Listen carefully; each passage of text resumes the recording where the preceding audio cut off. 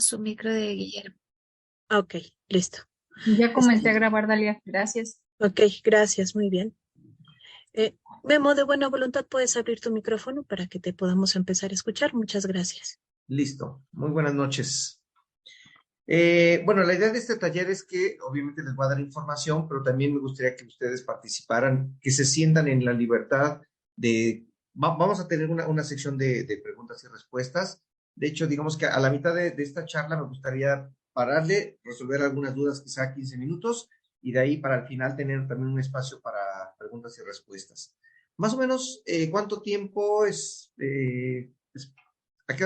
¿cuánto tiempo de preguntas y respuestas al final quieren que sea? Unos 30 minutos de buena voluntad. Sería Ok, como hora, sería hora y media de compartir y como a las 30 nueve y minutos de media más puras o preguntas y menos estaríamos respuestas. haciendo preguntas y respuestas. Ok, por ahí cerca de las 9 haré un pequeño pausa para 5 preguntas, de repente porque pueden salir muchas dudas a lo largo de esta charla. Esta es la primera de 3 partes. Las otras 2 partes me van a acompañar unos compañeros muy buenos en lo que hacen. El tema de hoy me voy a enfocar mucho a la teoría para entender precisamente por qué tengo problemas con mi niño interior. Y para eso, pues habría que entender primero qué es esto del niño interior. Pues el niño interior no es más que la propia memoria que tenemos de nosotros mismos que habita todavía dentro de nosotros. A mí me gusta mucho trabajar cuando hablamos de este tema de la espiritualidad, esta parte de nuestra esencia. Es nuestra esencia intacta, es ese niño que no ha construido ninguna barrera y que enfrentó al mundo completamente desnudo y sin ningún mecanismo de protección. Obviamente, desde que llegamos por primera vez a este mundo, empezamos a elaborar nuestros propios mecanismos de protección. Muchos me han preguntado, oye, ¿tendré yo problema con mi niño interior? Todos a final de cuentas. Si tú quieres traumar a un hijo, simplemente hay que tenerlo. Y todos somos hijos, o sea que todos estamos traumados. Y por eso es de ahí la importancia de empezar a trabajar este tema de mi niño interior. Eh, Obviamente no solamente es lo que yo viví de pequeño, sino es que ahora es una forma de sentir y de actuar que se va a activar en algunas situaciones específicas, sobre todo de carácter emocional. Y eso va a hacer que sigamos reviviendo las heridas del pasado. Para más o menos ir entendiendo por dónde vamos a ir avanzando en la charla del día de hoy, primero voy a hablar de lo que es el origen, lo que es la infancia, cómo percibimos al mundo, por ahí iríamos viendo. Después nos meteremos a algunas teorías de esa parte del origen, de la infancia. Algo muy importante, la teoría del trauma. Creo que si logramos entender eso, vamos a empezar a entender el por qué estos daños. De ahí algo muy importante, los trastornos de personalidad, tanto de nuestros padres como de nosotros mismos como mecanismos de defensa, y quizá ahí que va a hacer mucho ruido en algunas de ustedes. De ahí hablaremos un poquito sobre el miedo al abandono, el miedo a la soledad, y un poquito de teoría de sistemas para poder entender la dinámica familiar disfuncional que he vivido a lo largo de mi vida. ¿Sale? Si de verdad hay dudas, con toda confianza, esta es una charla y la idea es que existe esta intimidad para poder tener esa confianza de poder hablar y preguntar. ¿Cómo empieza todo? Al momento de nacer.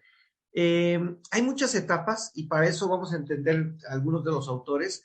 El más antiguo sería Freud, y Freud nos habla de 3 etapas básicas en nuestro desarrollo: la etapa oral, la etapa anal y la etapa fálica o genital.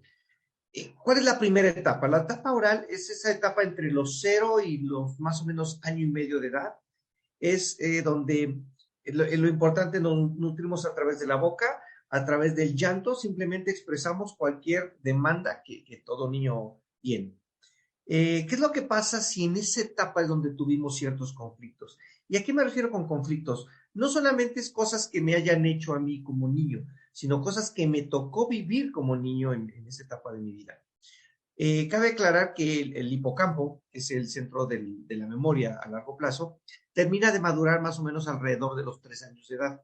Por esa razón es que es muy difícil recordar qué fue lo que nosotros hicimos o vivimos antes de esos 3 años de edad. Podemos ver fotos, nos pudieron haber enseñado videos, pero no nos vamos a acordar de nada, a menos que haya sido una situación muy, muy traumática.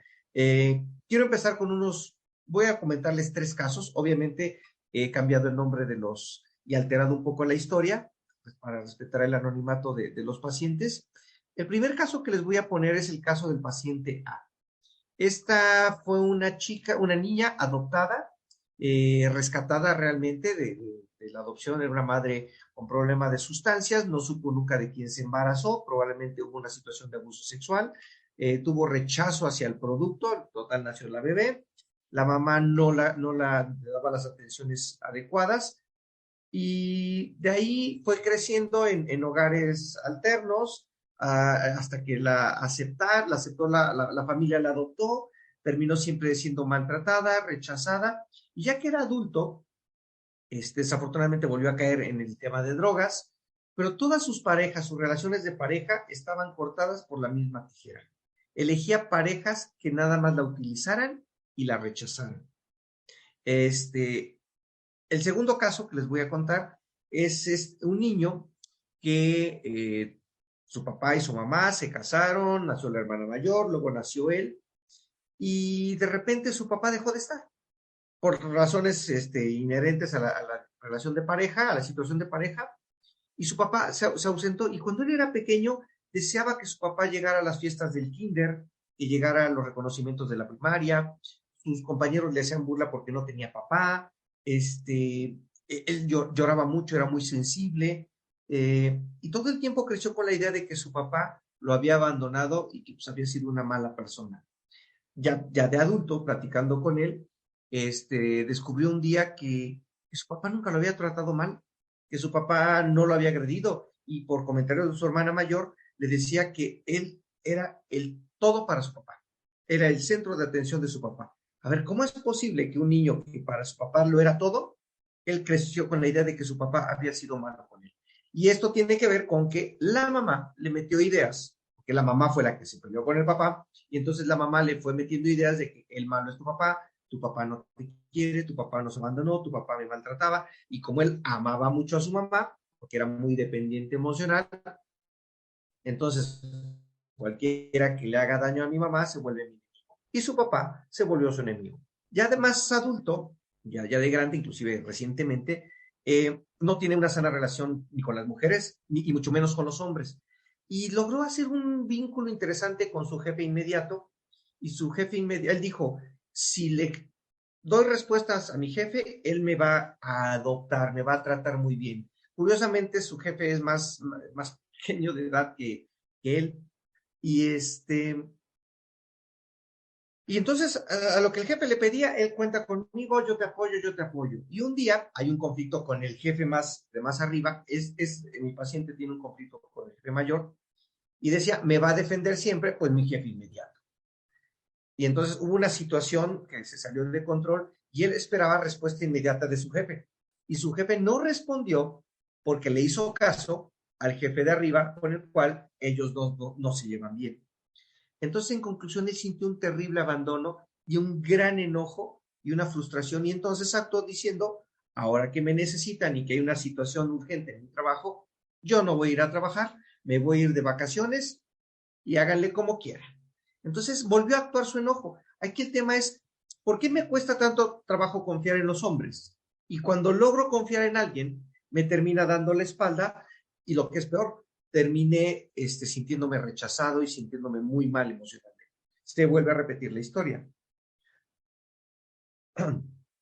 El tercer caso, y el que les voy a compartir, esta señora era una niña de muy buena familia, una familia un tanto tóxica, papá un tanto violento, severo. Ella era la niña, son 2 hermanos, y empezaron a sufrir abuso sexual de pequeños, alrededor entre los 4 o 5 años de edad, y el abuso terminó hasta los 8 años de edad. Abuso, violación, etcétera. Curiosamente, un año después de que empiezan los fenómenos del abuso, ella empieza a tener conductas disruptivas, como queriendo llamar la atención, pero eran tan disruptivas que lo único que lograba es que la castigaran, la regañaran, la señalaran. Y así creció.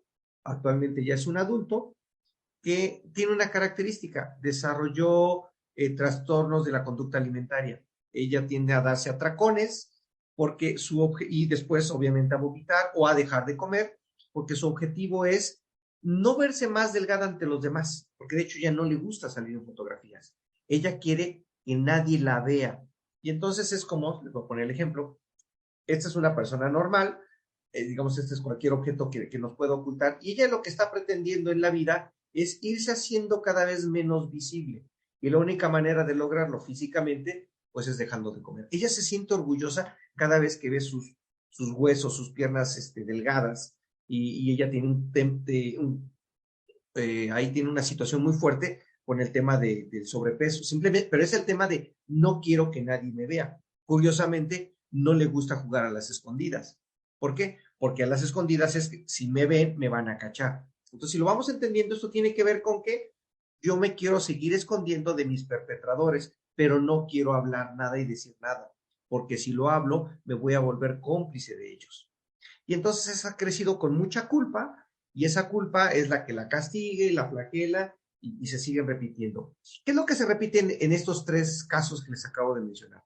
En el caso del niño, del adulto, es el conflicto que tiene con los hombres y que espera el reconocimiento de ellos y le terminan dando la espalda. No es que le den la espalda, es que elige, porque su jefe resulta que no tiene los suficientes pantalones para enfrentar al otro jefe.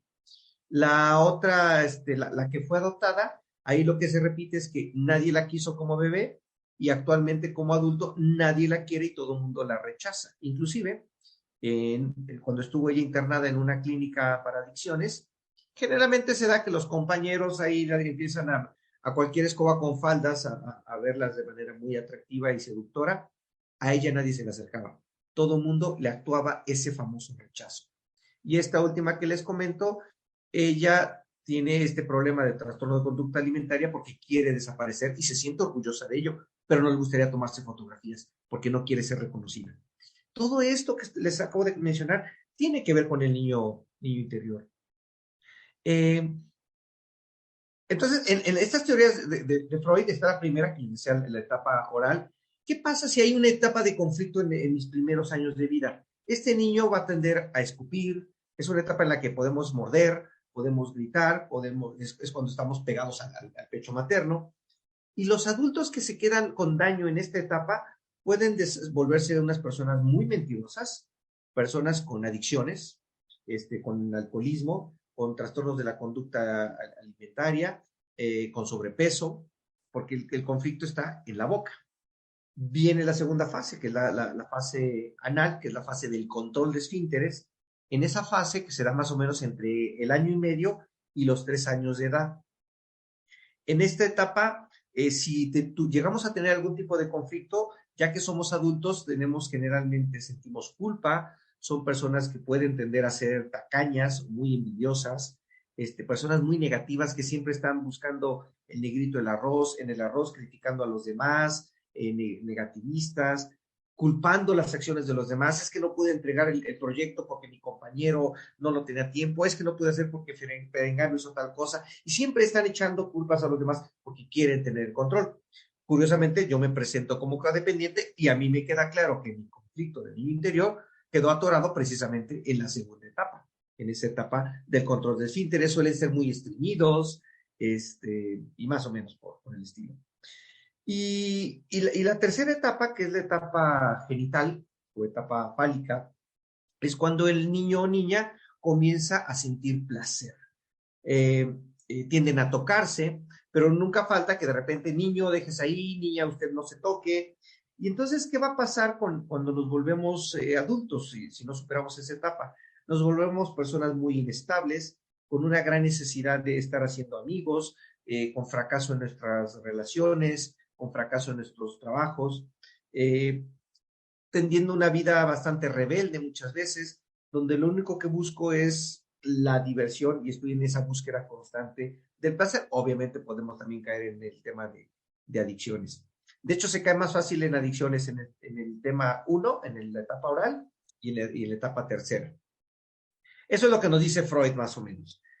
Otro de los autores que definía estas cuestiones de la infancia fue Piaget, donde nos habla de dos etapas. La primera etapa, etapa sensorio-motriz, donde ante los estímulos, que más o menos va de los 0 a los 2 años de edad, el niño necesita ser estimulados y a través de los estímulos percibe el mundo y sobre todo siente, genera emociones. Y eso lo lleva a un aprendizaje. Entonces se relaciona a través de los sentidos. Ya de adulto, ¿cuál va a ser su conflicto? Que va a buscar hacer todo aquello que le genere placer. Como les había dicho, no nos vamos a acordar de nuestros primeros 3 años de edad. Y estos son muy importantes porque no nos acordamos, pero siempre sentimos, simplemente pensamos en un bebé. Si al bebé de repente le das un manotazo muy fuerte, el bebé se va a espantar, se va a sobresaltar, va a sentir, pero después ya no se va a acordar. Por ejemplo, el juego ese que juegan los adultos de ¿a dónde está el bebé o a dónde está mamá? El bebé cuando le quitamos las manos se ríe, pero no se ríe de que estés haciendo cara de tonto, sino que se ríe porque siente mucha angustia y siente mucho alivio al ver que estás atrás de tus manos. ¿Y esto es por qué? Porque el bebé tiene un pensamiento concreto. Si al bebé le dices, fíjate que yo tenía una pluma sobre la mesa y de repente esa pluma voló, el niño, el pensamiento concreto termina más o menos a inicios de la adolescencia, el niño se queda pensando, la pluma se fue volando. Entonces, todo lo que le dices a un niño lo acepta de manera literal. Entonces, si el niño, por ejemplo, el niño, este el famoso síndrome de la madre muerta, si tengo a mi madre que cae en depresión postparto, está junto de mí en la cama, pero la mamá está en depresión. No reacciona, no quiere hablar, se la pasa dormida todo el día, a veces lloro y no me pone atención. Es como si tuviera el cadáver de una madre muerta. Entonces, el niño está sintiendo eso y va a tener severas repercusiones precisamente cuando sea adulto. O si el niño vive en una dinámica de muchos gritos, vamos a pensar, papás jóvenes que se casan, inmaduros, impulsivos, temperamentales, y entonces todo el tiempo, como son jóvenes, tienen 18, 19 años, ahora ya viven juntos, con responsabilidades de adultos, ¿cómo va a ser la dinámica de casa? Pues probablemente con mucho conflicto. Y ese niño, ¿qué está oyendo? Está oyendo gritos. Su corazoncito está exaltado. O escucha llorar a mamá, o mamá lo está abrazando llorando, o mamá ya la dejó el papá, o ya se fue con sus amigos a beber, y entonces el niño percibe esa tristeza de mamá. Pero los niños tienen una característica desde el psicoanálisis, y es que los niños por naturaleza somos egocéntricos. Todo gira alrededor de nosotros. Si alguno de los presentes le tocó vivir el divorcio de sus padres y recuerda, probablemente sintieron culpa. O si nosotros ya estamos divorciados, nuestros hijos, júralo, que tuvieron severos conflictos porque ellos pensaron inconscientemente que la causa del divorcio de sus padres fueron ellos. Así piensan los niños, todo gira en torno a ellos y por lo tanto yo soy la causa y el efecto de todo lo que pase a mi alrededor. Y todas esas cosas nos van dañando en nuestra psique de niños. Piaget nos dice después que entre los 2 y los 7 u 8 años de edad llega la etapa preoperacional donde el niño ya se relaciona a través de símbolos. El niño empieza a jugar con una cajita y piensa que es un coche, el niño agarra una pluma y dice que esa pluma es su pistola, todo empieza a tener símbolos, le empieza a dar un significado. Todavía no tiene la capacidad de entender todo el mundo, pero ya tiene significados. Entonces, si un día llego de la escuela y veo que mi mamá está enojada o está llorando, y yo ese día a mi compañero le robé su pluma o su goma, y veo que mamá está llorando, hijos, mamá está llorando por mi culpa. O ese día que mi papá se fue de la casa, fue el mismo día que mi maestro me sacó del salón, automáticamente lo va a relacionar. Y entonces el niño va a empezar a asumir muchas cosas que no le tocaban, pero que por esa característica del egocentrismo, termina viviéndolo. El doctor Harry Tiebout, un colaborador de los primeros años de Alcohólicos Anónimos, explicaba que el alcohólico, por ejemplo, tiene las 3 características que tiene un niño. Uno es el rey, porque el niño recibe toda la atención, entonces soy el rey y merezco toda la atención. La segunda es que como soy el rey, si no me llegan a dar toda la atención, me voy a enojar, me voy a frustrar, voy a hacer mi berrinche. Y la tercera característica que tienen los niños es que no saben esperar. Todo lo tienen que hacer rápido. Siempre están corriendo de un lado para el otro porque les urge llegar a lo que sea. Si tú vas a una fiesta de niños, los niños no caminan, los niños corren de un lado al otro porque no quieren esperar. Y es la misma característica que tiene el alcohólico. Entonces, todo niño que quiere, todo alcohólico se comporta como un niño. La única diferencia de un niño es que tenemos la esperanza de que madure. ¿Qué pasa con un alcohólico? Necesita vivir procesos muy más complicados para que este adulto que se comporta como niño también termine madurando. De hecho, hay una frase muy, muy bonita que me gusta, está en un póster de AA, en un grupo de Al-Anon, que dice, ¿cómo reconoces a un AA? ¿Porque ya no bebe? No, porque ya es responsable. Y eso es precisamente lo que este programa de 12 pasos, tanto, no importa si eres alcohólico anónimo, neurótico anónimo, sexuadicto anónimo, codependiente anónimo, lo que sea, el objetivo del programa es alcanzar un despertar espiritual para hacerme responsable de mí. ¿Cómo sabría yo si esta charla es para mí? A ver, muy sencillo. Si tú eres una persona que repite siempre el mismo tipo de relaciones destructivas o actúas por instinto, esto es para ti, tienes un conflicto con tu niño interior. Si tú eres una persona que tiende a obsesionarse con alguien y ya no te contestó y le mandas 200 mensajes y te deja un visto y entonces lo estás buscando y ya terminaron, pero sigues revisando en tu cuenta de Facebook y lo estás ahí mirando qué es lo que anda haciendo con otras personas. O si eres una persona que te cuesta también mucho trabajo dar afecto, abrazar a tus papás o abrazar a tu mamá, hay un conflicto con el niño interior. Si eres una persona que tiene problemas con la autoridad, o que tienes una gran necesidad de llamar la atención, también esto es para ti. Si eres alguien que solamente prefieres lo que te hace sentir bien, y para eso, pues es que no me importa, digan lo que digan, yo seguiré comiendo helado, seguiré tomando Coca-Cola, seguiré en mi relación tóxica, estaré en mi adicción que tanto me gusta, esto por encima de lo que realmente me conviene. Entonces, prefiero nada más sentir el placer de la dopamina y no lo que realmente me hace bien. Si soy una persona que tiene miedo a las críticas, y por lo mismo aprendo a siempre estar calladito, a no decir nada, a tratar de verme bien, esto es para mí. Si soy alguien que sufre de mucha tristeza, de una depresión constante, de estados constantes de ánimo, hay un problema con su niño interior. Si tengo problemas con el peso, que estoy obsesionado en mantener mi peso, o que no estoy conforme con mi físico y trato de cambiarlo, de operarme, de tatuarme, de dar cierta imagen, mis fotos no son naturales, tienen que tener filtro, etcétera.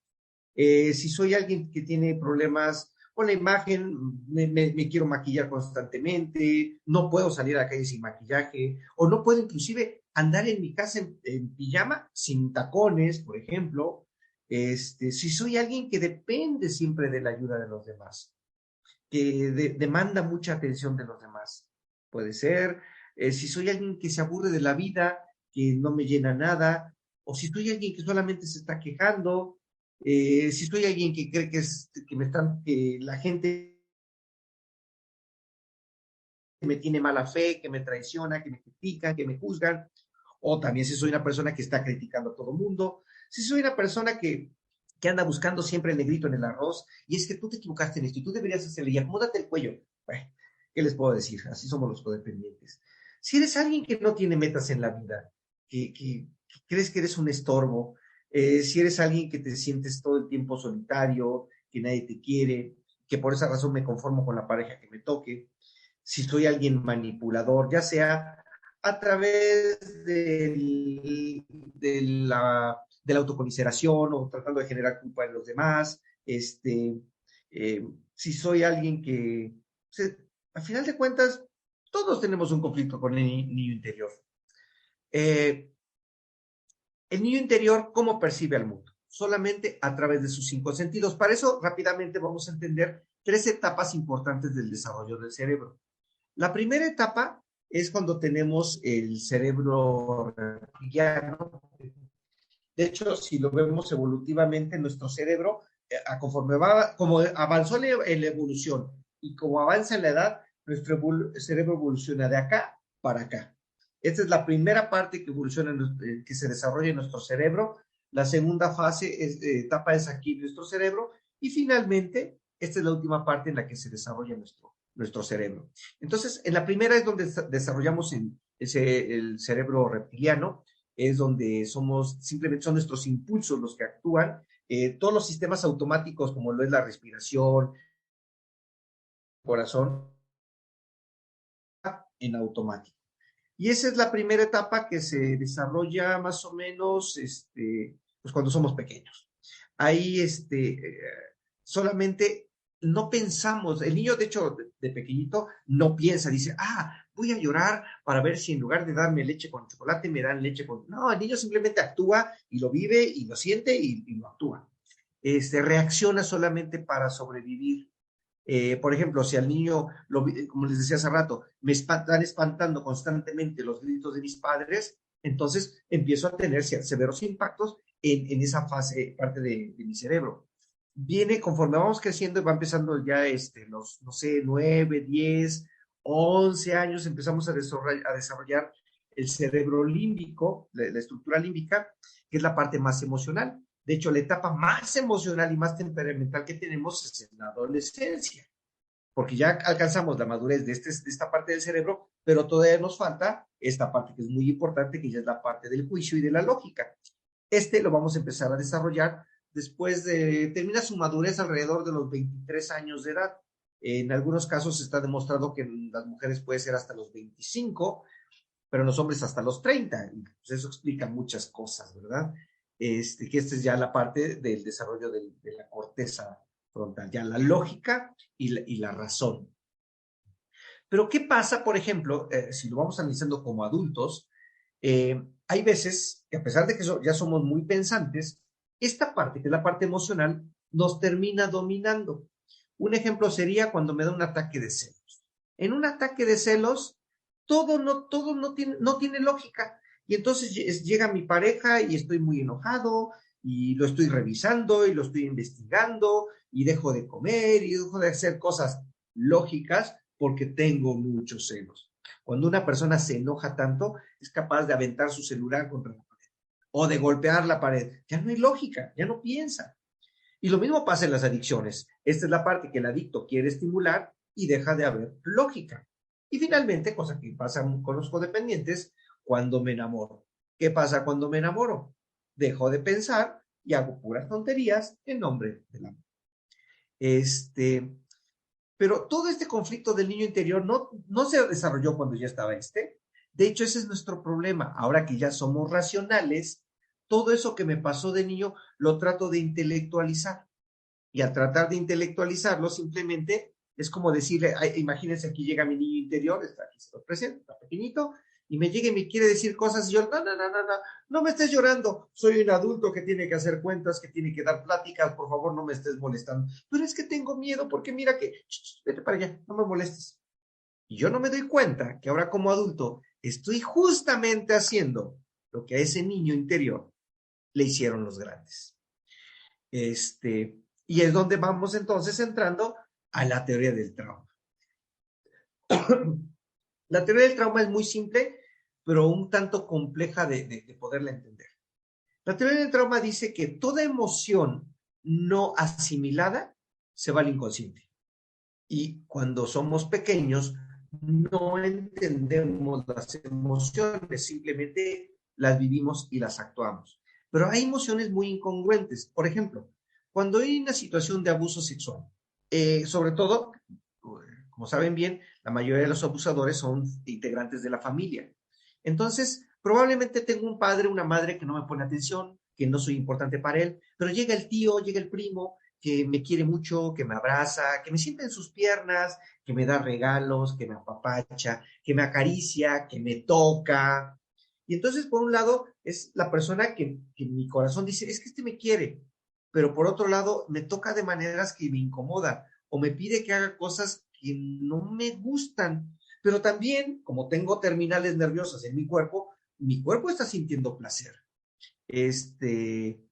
Por ejemplo, apenas platicaba con un paciente que me confesaba y me dice, ¿sabes qué? Cuando yo era niño tuve juegos sexuales con un primo un poco más grande que yo. El primo era adolescente, sentía mucha emoción, pero no tenía juicio, y hacíamos cosas aberrantes.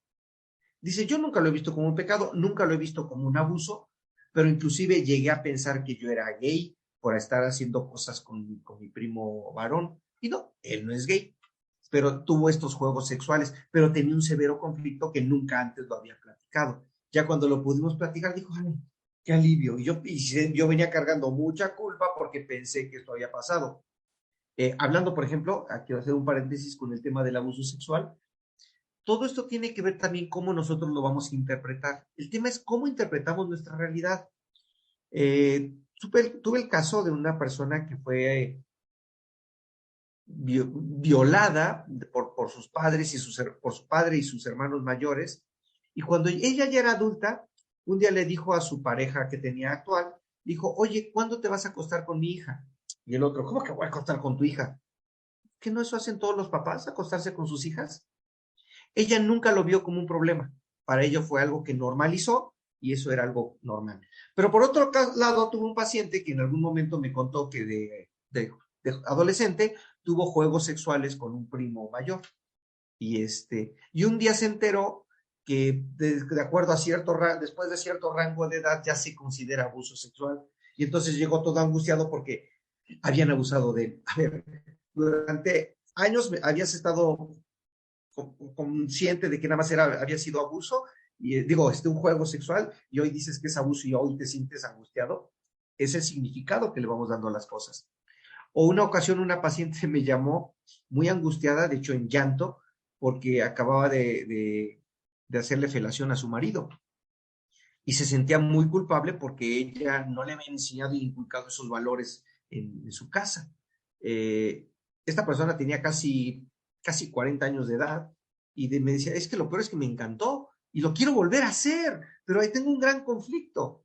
Entonces, si un adulto puede tener estos conflictos en su cabeza, ahora imagínate un niño que simplemente vive ante las reacciones que el mundo le está dando. Entonces, el niño en su hogar, y estamos hablando de un niño menor de 3 años, el problema del niño interior más o menos se va a dar entre los 0 y los 7 años de edad, pero más específico entre los 0 y los 3 años de edad. Pero ¿cuál es nuestro problema? Que nosotros no nos vamos a acordar de qué vivimos en esa etapa. Pero lo único que sí voy a saber gracias a esta teoría del trauma es probablemente qué pasó conmigo. ¿Qué es lo que pasó?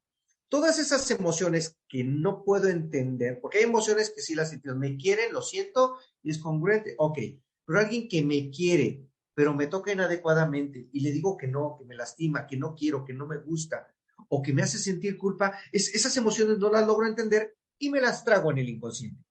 Y en el inconsciente esas emociones se van a hacer nudo, imaginemos que cada uno de mis dedos es una emoción, se van a hacer nudo y ese nudo se llama trauma.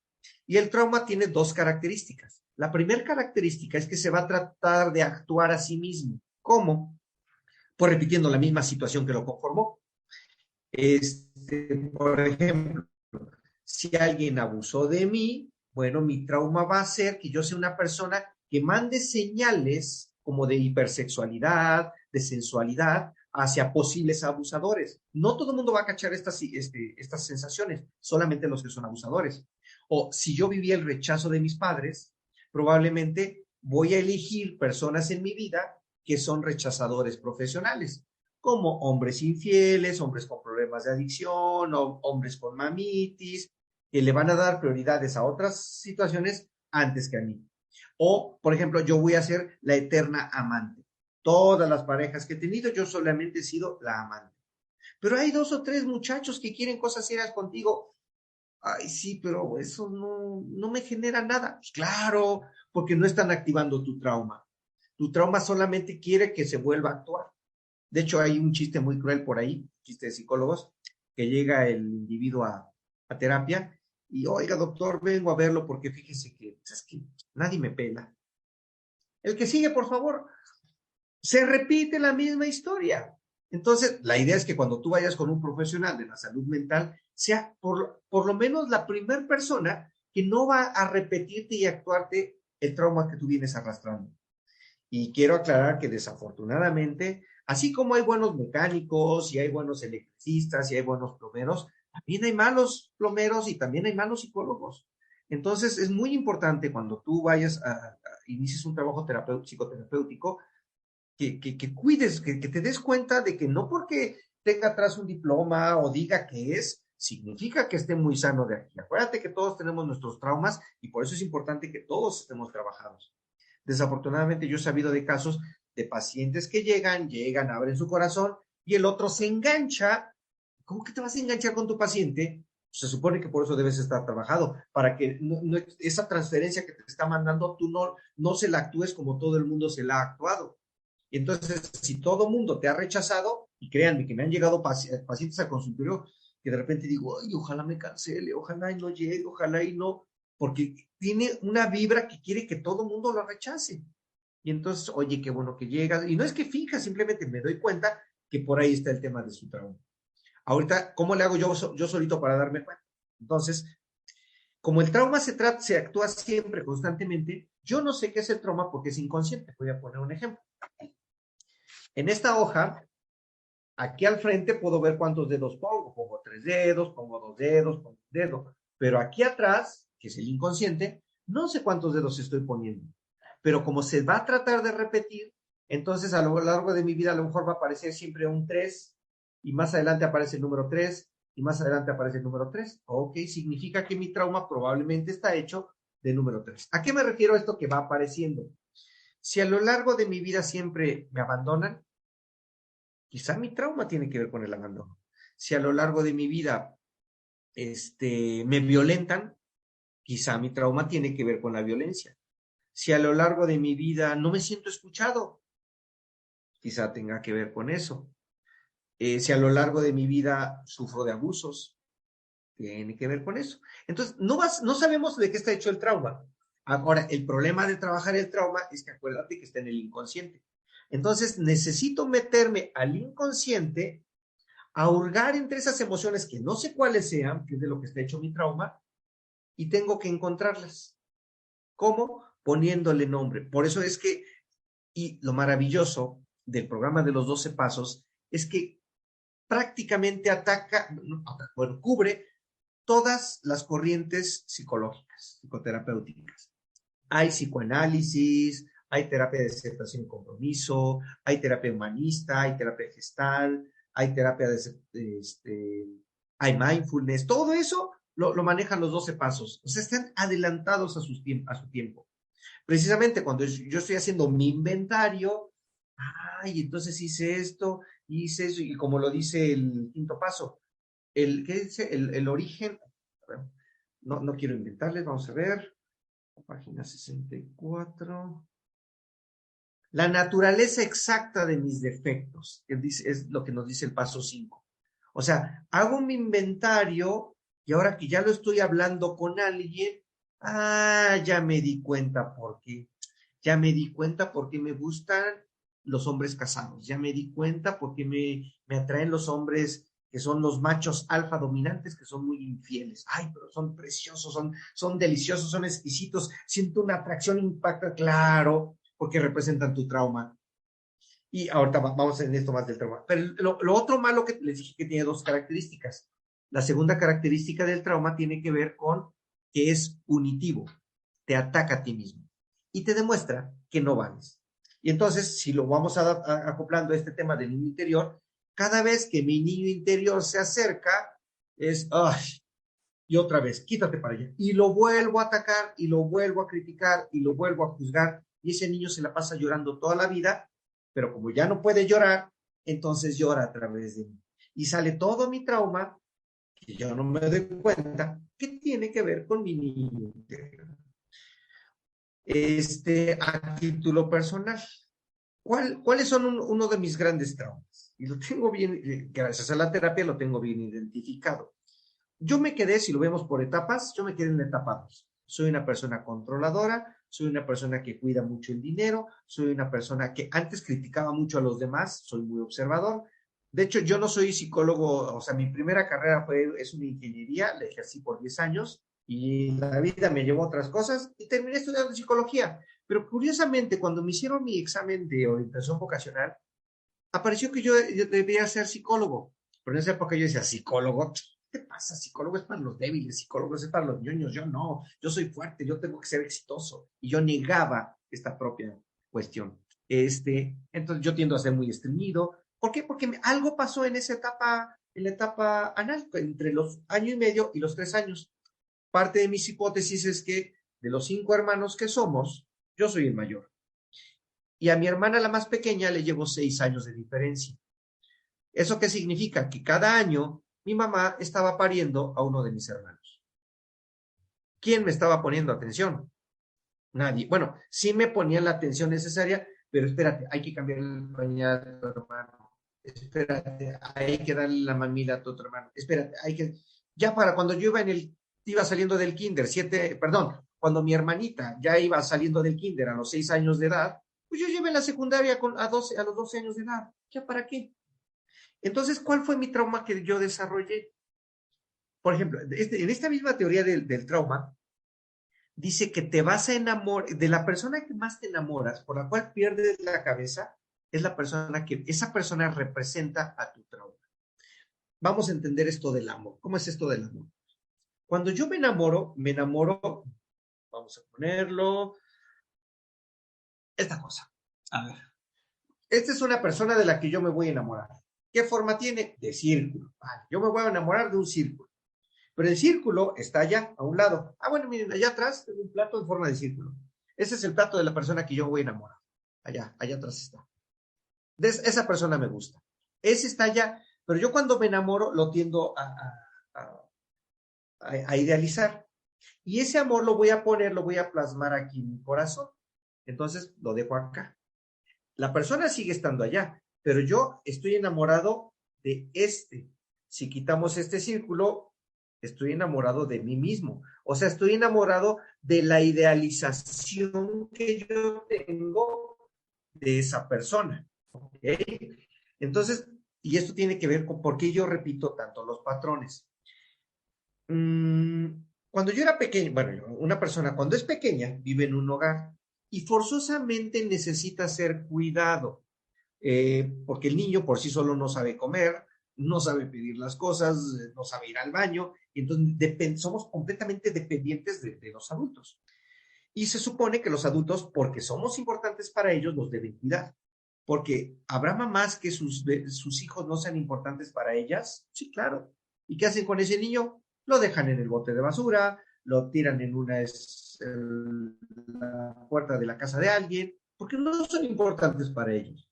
Y si alguien pasa por ese bote de basura y oye llorar al niño, ¿será importante ese bebé para esa persona? Probablemente. Entonces va a recoger al niño y lo va a llevar al DIF. Y para el DIF será importante ese niño, por supuesto, porque el DIF fue desarrollado y creado para atender las necesidades de esos niños. Oye, pero yo no lo sé dónde dejarlo, ¿lo puedo dejar en las oficinas del SAT? No, al SAT no le importas hasta que tengas más de 18 años y ganes billete. Antes de eso no le importas nada. Entonces, es importante que este niño sea importante para alguien. Todos nosotros, al final de cuentas, hemos sido importantes para alguien. Y resulta que en mi hogar, mis papás tenían una dinámica que es la que estaban viviendo, ya sea de abandono, de rechazo, de violencia, de alcoholismo, de lo que haya sido. Yo como bebé estoy escuchando y viviendo todos esos estímulos y eso me está conformando mi trauma. Yo necesité de un hogar para estar protegido, a pesar de los gritos y sombrerazos. De ahí la importancia de los hijos adultos. Por ejemplo, en los grupos de Al-Anon está el grupo de hijos adultos, donde ya no vivo con ningún alcohólico, pero ¿por qué necesito ir a trabajar lo mío? Porque hubo algo cuando yo era un pequeño que tiene que ver con mi niño interior. Ahora ya soy un adulto exitoso, productivo, atractivo, y me llega una persona a mi vida. Aparece una persona en forma de cuadrado. Y yo, ay, no, los cuadrados, no, pero mira, es millonario y es más guapo y de muchos valores. Sí, pero no me genera nada. Y de repente a tu vida aparece una persona con forma de círculo. Y ya, caray, cuando yo era niño oía gritos. Cuando yo era niño, te estoy inventando, como mi papá era alcohólico, a veces llegaba, a veces no llegaba, había incertidumbre, luego se divorciaron y me decía a los 6 años, hijo, el domingo, el sábado paso por ti en la tarde, quiero que ya estés arreglado y peinado para pasar por ti. Y como él era alcohólico, se perdía, y ahí me tenía esperando hasta las 7 de la noche, y mamá me decía, ¿no va a venir tu papá? Claro que sí, mamá, yo estoy seguro que va a llegar mi papá. Y no llegó. Más alimentación para el trauma. Entonces, esa incertidumbre que vive un pequeño forma el trauma. Ahora me llegan personas con forma de cuadrado, no me enamoran, pero me llega una persona en forma de círculo que me deja plantado en la primera cita, que de repente no le parece todo lo que digo, que cuestiona lo que yo hago, que me empiezo a sentir culpable, que de repente es, ¿y si digo esto se enojará? ¿Y si digo esto se sonreirá? Y sin querer me empieza a generar una emoción parecida a cuando yo era niño. Cuando yo era niño y vivía en este hogar, todas esas emociones que vibraban me hacían sentir. Yo no sabía qué, yo nada más sentía emociones. Ahora que soy adulto, me llega un cuadrado, no me genera emociones, pero me llega ese redondo que me deja plantado, que está de contentillo, que es voluble, me hace sentir algo que yo ya no me acordaba que de niño había sentido, que es a nivel inconsciente. Resulta que acuérdate que cuando tú viviste esto de pequeño fue dentro de un hogar. Por lo tanto, ahora que soy adulto, esta situación que tiembla, mira, pues por definición, ahí es donde voy a encontrar mi hogar. Y tiendo a repetir la misma historia. A título personal, a mí me atraen las mujeres que tienen las cejas marcadas así, así. Y las mujeres que tienen las cejas así como marcadas y el sueño así, el entrecejo medio fruncido, ¿cómo es su personalidad? Son regañonas, son exigentes, y mi trauma tiene que ver con el regaño. Yo no soporto que me regañen. Por eso desde niño aprendí a ser un niño perfecto, mustio, porque a los ojos de los demás yo era perfecto. Y de esa manera nadie me regañaba. ¿Y por qué tenía que ser perfecto? Porque nunca me pelaban, porque siempre había un hermanito abajo de mí. Yo tenía que ser perfecto. Y esto nos lleva al tema de la dinámica familiar. En toda dinámica familiar disfuncional va a haber 4 o 5 tipos de hijos. Oigan, pero resulta que todas las familias son disfuncionales. Sí, entonces siempre hay 4 o 5 tipos de hijos. ¿Vale? Esto aplica para todos. ¿Cuál es el primer hijo en una dinámica disfuncional? El perfecto. Nunca se equivoca. Mamá lo pone siempre de ejemplo. Es más, es el que cuida a sus hermanos. Es el que le dice, mamá, lloras demasiado por mi papá. Déjalo, apóyate en mí, yo te ayudo. Y ocupa el lugar del padre o de la madre irresponsable de esa dinámica familiar. Este niño es exigente consigo mismo, saca 10 en la escuela, sus trabajos impecables, es la niñita regañona que regaña a sus compañeritas, que dirige a todos cómo deben jugar y a qué deben jugar, y así. Generalmente, pues eso apunta hacia la codependencia, ¿verdad? Ya de adultos somos bien exigentes, bien cuadrados, acomodo mi ropa por colores, si no sale la fiesta como yo quiero, me frustro y lloro y echo drama. Por eso yo soy, si alguien se va a casar, yo les organizo su boda, porque yo soy perfecto para meterme en la vida de los demás. Obviamente a mis hermanos les termino cayendo gordo, porque ahí sí, el perfecto. ¿Ya identificaste de tus hermanos quién es el perfecto? Bueno. El segundo es todo lo contrario. A través de mis conductas disruptivas, voy a tratar de llamar la atención para que mis papás no se estén peleando y entonces mejor se empiecen a preocupar por mí. El chivo expiatorio. Soy el que expulsan de la escuela, el que hay reportes semanales, el que desarrolla trastorno por déficit de atención, el que se escapa de la casa, el que rompe los pantalones, rompe los vidrios, siempre tira la leche. Es alguien que está llamando la atención de alguna manera.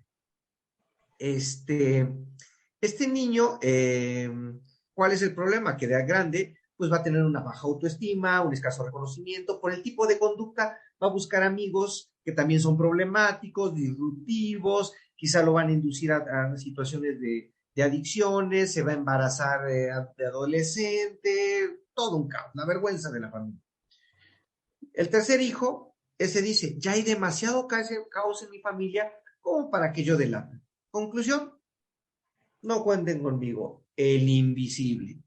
Cuando se van de vacaciones lo dejan olvidado en la gasolinera, él siempre está encerrado en su cuarto, siempre con los audífonos, probablemente siempre anda vestido de negro, es medio depresivo, quizá pueda desarrollar algunos trastornos de personalidad como pudiese ser la personalidad esquizoide o esquizotípica, pudiese llegar a la esquizofrenia, es alguien que está en su mundo, ya él no quiere dar lata. Curiosamente hasta la mamá dice, no hombre, con él me saqué la lotería, nunca me da problema. No, porque es invisible. El cuarto hijo, ese es, ante la dinámica disfuncional horrorosa y que está a punto de que truene la familia, él con sus guasas y sus risas trata de integrar a todos. Y mi hermano es bien ocurrente, siempre tiene un chiste a la medida, todo el mundo lo invita a las fiestas, cuando él llega siempre se junta la gente a su alrededor, una gran necesidad de llamar la atención, pero siempre anda buscando el escenario. Pero sobre todo, y lo más curioso es que es el más frágil de todos, porque él no se permite sentir y por eso siempre es jejeje, jijiji y la guasa para todos lados. Y un quinto hijo es el que se sacrifica por los demás, da la vida por los demás. Él no se casa para cuidar los hijitos de los otros hermanos, él deja la escuela para ponerse a trabajar y pagar las escuelas de los otros hermanos, él se inmola ante los demás, tiene que vivir una vida de sacrificio para que los demás sean felices. También ahí entre codependiente. Si lo analizamos, si en tu casa son 5 hijos, o 6 hijos, o 7 hijos, ¿cuál hijo eres? Y se pueden repetir patrones. No, pero en mi casa nada más somos 3. Ok, de esos 3, ¿cuál eres? Y puede ser entonces que alguno ocupe 2 funciones. Sí, también puede ser. ¿Vale? Pero difícilmente van a tener todos la misma característica. Porque esto es como en una cena. Si te invitan a una cena y de los 7 lugares ya están ocupados 4, ¿cuál te toca elegir? Pues el que esté libre. Y así pasa en la familia. La familia tiene algo que es el destino sistémico. O sea, ya está tu lugar, no tu lugar, está un lugar para el integrante de esa familia. Entonces, si a mí me toca llegar a ese lugar y no es el lugar que a mí me gustaba, ¡ay, qué mala suerte! ¿Se acuerdan de la película de Joker? Y si no, vuelvan a ver, está muy interesante. ¿Cuál es la dinámica de este personaje? Déjenme me acuerdo. Si no mal recuerdo, él era producto de una aventura de su mamá. La mamá era muy inestable emocionalmente, creo que estaba en el psiquiátrico, ¿no? Y él decía que su papá creo que era el director del hospital, no me acuerdo muy bien, ¿eh? Entonces hay una historia de abandono, la mamá le mete ideas medio raras, esquizofrenizante la madre, y el que termina viviendo la misma locura. En su trabajo lo terminan tratando exactamente igual que lo han tratado en la vida.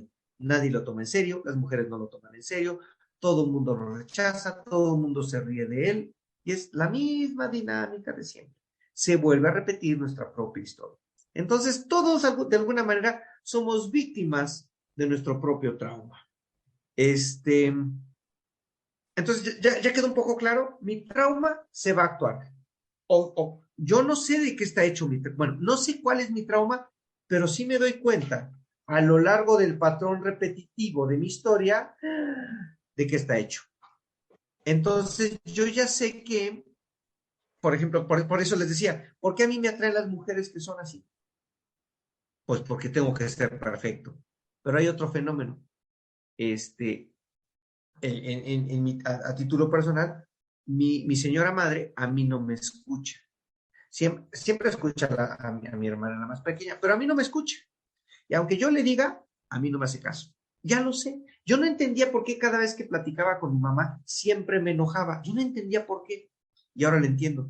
Cada vez que tengo un diálogo con mi madre, su primer palabra es no. Oye, mamá, lo que te encargué que pusieras esto allá, ¿verdad? Que no sé qué. No, pero fui a no sé qué. Siempre usa la palabra no, aunque no tenga nada que ver. Siempre la usa. Entonces, ¿cuál es el mensaje que me manda? Lo que tú dices no importa. Yo no lo entendía, no me daba cuenta de eso hasta que un día dije, ay, mira, me dice que no. Ahora ya no lo tomo personal porque lo sigue diciendo y pues ya nada más me da risa. Pero curiosamente, yo elegía personas en mi patrón repetitivo, uno, que siempre me anduvieran regañando o que nunca estuvieran satisfechas, que yo tuviera que ser perfecto y yo como buen codependiente pues hacía lo que ellas querían, porque tenía miedo a ser rechazado. Curiosamente, en la relación más tóxica que llegué a tener, esta persona había vivido el abandono. A mí no me gustaba el regaño, pero era una persona muy enojona.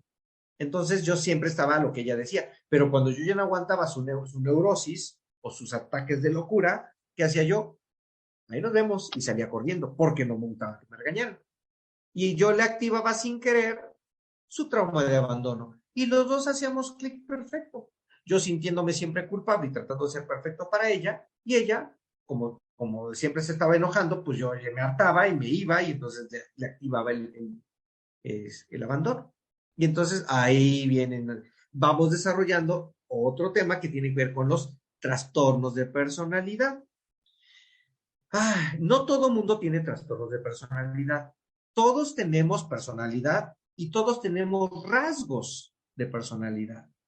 ¿Qué es la personalidad? La personalidad es la máscara que yo construí para aprender a adaptarme al mundo. Como les he compartido en mi historia, yo aprendí a ser mustio, a ser perfecto, pero era un niño exageradamente tímido. Entonces, ¿qué fue lo que desarrollé? La capacidad del habla. No, hombre, si soy un perico, a donde me paro hablo y hablo y hablo. Mira, poco, ¿y por qué? Pues porque esa es la estructura que tuve que aprender para integrarme y que pues, de alguna manera sobresaliera entre todos mis hermanos. Ojo, no todo lo que tenga que ver con tu personalidad o rasgos de personalidad tiene que ser malo. Si eso que has desarrollado como estructura falsa es un falso self, este niño al tratar de curarse, el trauma, tratar de curarse, crea una realidad alterna. Esa realidad alterna es tu personalidad, que se convierte en tu realidad. Y esta personalidad simplemente es el cómo aprendí a vivir. Les voy a poner un ejemplo. Dos niños gemelos nacen y quedan huérfanos. A uno lo adopta una familia de altos valores y al otro lo adopta una familia sin valores. Cuando éste sea adulto, probablemente va a tener muchos valores. Cuando éste sea adulto, probablemente no va a tener valores. Regresamos el tiempo y los cambiamos de lugar. Este niño, cuando sea adulto, va a tener valores y este niño probablemente no. Y para eso, pues veamos la película de Megamente. A mí me gusta siempre recomendar películas, nos ayuda a entender mucho la dinámica. ¿Qué pasa en la historia de Megamente, la de la caricatura? Él estaba destinado a llegar a una casa de unos millonarios con altos valores y llegó, cayó, tocó la puerta y en eso llega la otra nave espacial, le pega y lo bota y rebotando va a caer en una cárcel de máxima seguridad. En la cárcel le enseñaron que era bueno robar y que era bueno ser malo. Y entonces él creyendo que era malo, creyendo que era malo. ¿Qué pasa al final de la historia? Pues Megamente nunca fue malo, tenía un gran corazón, solo tenía una gran necesidad de ser reconocido. Porque desde pequeño, inclusive, todo mundo lo rechazó en la escuela. Entonces lo rechazó, él con justa razón se sintió enojado. Fenómeno que, por cierto, tiene que ver con los niños con TDAH, trastorno por déficit de atención, con o sin hiperactividad. ¿Cuál es la característica de estos niños? Como siempre se portan mal, en la escuela todo el mundo los rechaza. Párate en la esquina, salte de clase, no le den al compañero, maestra, ya me rampeó mi pluma, maestra, ya me jaló la coleta, maestra. Y entonces estos niños con TDAH, ¿qué pasa? Los van rechazando. Si hoy como adulto todo el mundo te rechazara, ¿cómo te sentirías? Acuérdense que los niños cuando son pequeños tienen un pensamiento concreto, literal. ¿Dónde está bebé? Ah, sí es cierto. ¿Cuándo cambia nuestro pensamiento? Cuando nos volvemos adolescentes. En la adolescencia es donde entran es donde empezamos a desarrollar un pensamiento abstracto. Los niños no entienden el doble sentido, no entienden los albures. Los pueden repetir, pero no los entienden, porque su capacidad todavía no llega a ese nivel. Si algunos de adultos todavía no entienden, pero bueno, pero ya cuando somos, la ironía, por ejemplo, ya los adolescentes poco a poco la empiezan a entender. Los adultos definitivamente entendemos la ironía. Eso es porque ya desarrollamos un pensamiento abstracto. El problema del niño interior es que queremos resolver las cosas con nuestra corteza frontal, con nuestro juicio, con lo abstracto, pero el daño no está aquí, el daño está en lo que a mí me enseñaron literal que era.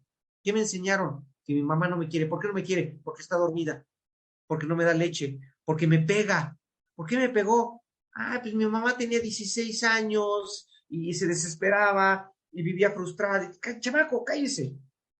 O simplemente, ya cállate. Y el bebé que está llorando desesperado porque la mamá no atiende sus necesidades básicas, el bebé tiene frío y le cambia el pañal, le da más frío y sigue llorando. Y estás llorando y la mamá le da de comer, no, yo tengo frío. Y entonces la mamá lo carga, no, el bebé tiene frío, necesitaba ser tapado. Melanie Klein, otra de las antiguas de la psicología, hablaba de un concepto que es el pecho bueno y el pecho malo. El pecho bueno es esa madre asertiva que cubre eficientemente todas las necesidades básicas de ese niño. Llora porque tiene frío, lo tapa. Llora porque tiene hambre, le da de comer. Es más, ya ni espera que llore. Llega y cubre perfectamente esas carencias. Pero hay una madre mala, el pecho malo. Una madre que es bruta, que no entiende razones, que el niño llora y le hace otra cosa, y pide esto y le da la otra. No lo entiende. Para el niño, que es egocéntrico, dice, tengo dos mamás, una que es buena y una que es mala. La madre buena no hay problema, el problema es la madre mala, porque esta es la que va a generar el daño en el niño interior, ¿vale? Otra película que les recomiendo, pues la de Mi Encuentro Conmigo, de Walt Disney, con Bruce Willis. En esa, donde él se encuentra con su yo niño, y el niño le dice, o sea que no tenemos perro, pues soy un perdedor. Yo quería ser grande para poder tener un perro. Y resulta que no tengo perro, pues entonces, ¿para qué crecí si no fue para tener un perro? ¿Okay? Entonces, por eso en los otros temas, con mis compañeros, vamos a empezar a ver cómo sanar ese niño interior. Ahorita nomás es como para ir entendiendo todo esto de la psicología, por qué se va generando todo esto. Y estábamos llegando a los trastornos de la personalidad. Entonces, bueno, la personalidad ya vimos que es la máscara y la cara que doy a los demás. Lo más interesante es que el objetivo del programa es alcanzar un despertar espiritual. Y la espiritualidad no tiene nada que ver con la personalidad. La espiritualidad tiene que ver con la esencia. Y la esencia es lo que habita en tu corazón. Y lo que habita en tu corazón es el amor. ¿Cuál amor? El amor del que está hecho tu poder superior. Llámale como quieras. A los que les cuesta trabajo ponerle nombre de Dios o de decir poder superior, conceptualiza como esa energía llamada amor. Y ese es nuestro objetivo, conectarnos con el amor, sentirlo y transmitirlo. Y entonces amarás a tu prójimo como a ti mismo. Y entonces cuando yo logre hacer eso, ya puedo aceptar y amar a mi niño interior. Pero a veces, como soy racional, se me olvida el niño interior y todo lo estoy racionalizando. Sí, es cierto, hay que hacer por esto. Y todo lo trato de entender aquí y no todo es aquí. Hay que también trabajarlo aquí. Por eso es importante trabajarlo emocional. No solo entenderlo, trabajarlo. Y lo padre del programa es que ese se vive, no se aprende. Entonces, vivan el programa. Estábamos en los trastornos de personalidad. La máscara. Entonces, el programa me va a llevar a contactar con mi esencia. Y entre más espiritual me vuelva, curiosamente, ya menos importante va a ser la máscara. Y por eso viene este cambio de actitudes y creencias tan importantes para alcanzar la sobriedad espiritual. 6 minutitos te quedan de buena voluntad, Memo, para ir cerrando y que sea la hora con 30. Ok, perfecto.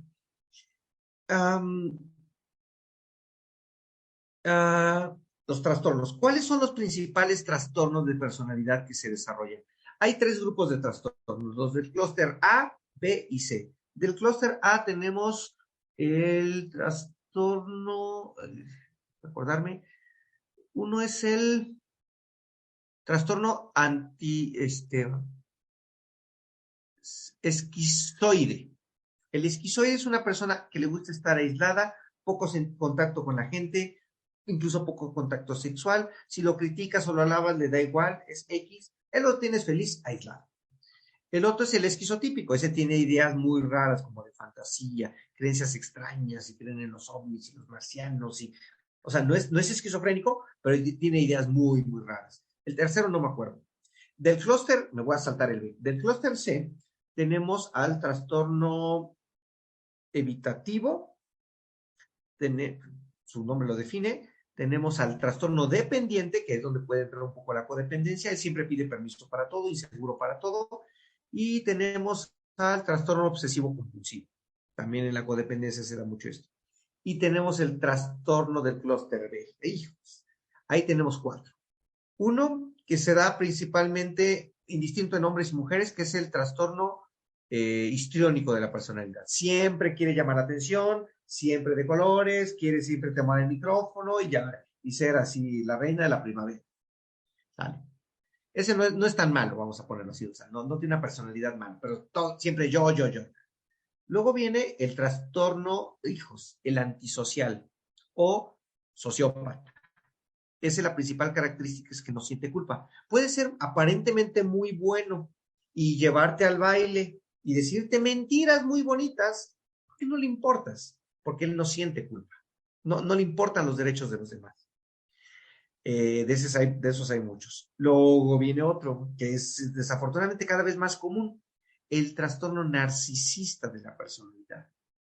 Ese generalmente se da en hombres exitosos, arrogantes, que saben enamorar, qué bárbaros, pero no tienen una, tienen como 20 novias y todas llorando por él. Tienen un imán impresionante, pueden tener mucho éxito o pueden ser unos vividores mantenidos de esas 20 novias que tienen.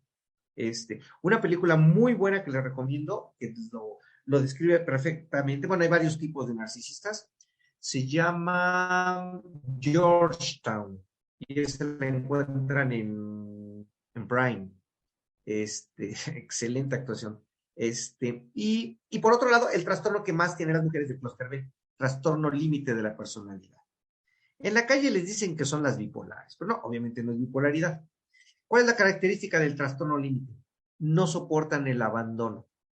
Tienden a salirse de su realidad. No están contentas con su propia imagen. Tienden a idealizar a las personas y las ponen en la cúspide y luego las devalúan constantemente. Por lo tanto, no tienen patrones de conducta sanas ni duraderas, porque tienen mi gran amiga y luego mi gran enemiga, y luego por aquí y los botan. Entonces la gente se desespera. Pero lo irónico es que este tipo de personalidad hace clic magnífico. Una trastorno límite solamente puede andar con 3 tipos de personalidades. Con un dependiente emocional o un codependiente, o con un sociópata o con un narcisista. De abajo les va a aguantar todas sus tarugadas porque ellas tienden a veces a ser tan inestables que hasta pueden llegar a ser infieles. Pero no es que sean malas personas, así es el trastorno. Y son muy explosivas y luego se arrepienten del drama que hicieron. Pero con estos, no hombre, con estos se activa el trauma. Y por otro lado, si tenemos a un sociópata o a un narcisista, no importa, van a elegir a 2 tipos de mujeres principalmente. Una que les aguante todas sus tarugadas y una que va a ser la trastorno límite. El problema siempre va a ser esta mezcla. ¿Qué pasa cuando 2 dependientes emocionales hacen clic? Viven felices dependiendo el uno del otro ahí sin ser tóxicos. Una vida muy aburrida entre los 2, pero muy padre. El problema es en los de acá arriba. El problema de ahí es donde salen chispas. Entonces, el tema de hoy no es hablar como tal de narcisismo, pero es donde quizá algunas de ustedes pudieran identificarse. La película se llama Georgetown. ¿Y qué otra película? Bueno, una serie muy interesante para entender esta dinámica con los narcisistas se llama Dirty John, Juan el Sucio, perdón, en Netflix. Es una serie, de preferencia ven la temporada 1, porque si lo abres te abre la temporada 2 directo. Vean la temporada 1. Es una señora ya madura que tiene muchos galanes y ninguno le llena, porque no activan su trauma. Pero llega alguien que le hace sentir eso y no, hombre. Entonces, por ejemplo, ¿por qué se desarrolla el trastorno límite? Ya voy a acabar. El trastorno límite es ante una dinámica disfuncional que yo viví en casa, inestable. ¿Sabes qué? Yo en mi realidad me quiero salir de mi realidad y se escinden. Por eso es que no logran tener relaciones estables, porque siempre quieren salirse. Cuando ya empiezan a encontrar cierta estabilidad, empiezan a pensar, no tardan, me van a engañar, me van a poner el cuerno, ya me aburrí de mi pareja, ya no puedo aguantar, y se salen de esa realidad. Por eso es que muchas veces se cortan, porque al cortarse, me aterrizan a mi realidad. Por otro lado, los narcisistas, ellos, su realidad fue tan horrible, más bien, tan pobre que no recibieron el amor de mamá, que es el principal objeto de amor, porque me regañó, me castigó, no estuvo, tuvo que irse a trabajar desde pequeño, lo que haya sido, que se quedaron vacíos y tratan de llenar este vacío siendo perfectos. Por eso logran tener éxito, porque siempre quieren mostrarse como que nunca fallan. Y eso hace que, se eleven y sean lo máximo. El problema es que no tienen llenadera. Pero una vez que ya están, que ya llegó alguien a su vida, se activa la parte del trauma de acuérdate que mi mamá, supongamos, mi mamá me abandonó, me agarro una pareja que va a fungir, que ahora me va a llenar del amor que no me dio mamá. Pero gracias a mi trauma me acuerdo que, ay, desgraciada, tú me generaste este abandono, y es inconsciente.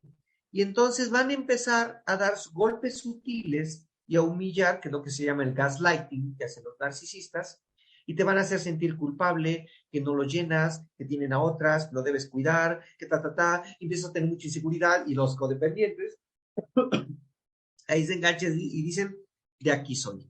Y tan. Entonces, si yo quiero salir de todas estas dinámicas, por eso es tan importante saber qué le pasó a este niño pequeño. Necesito entender.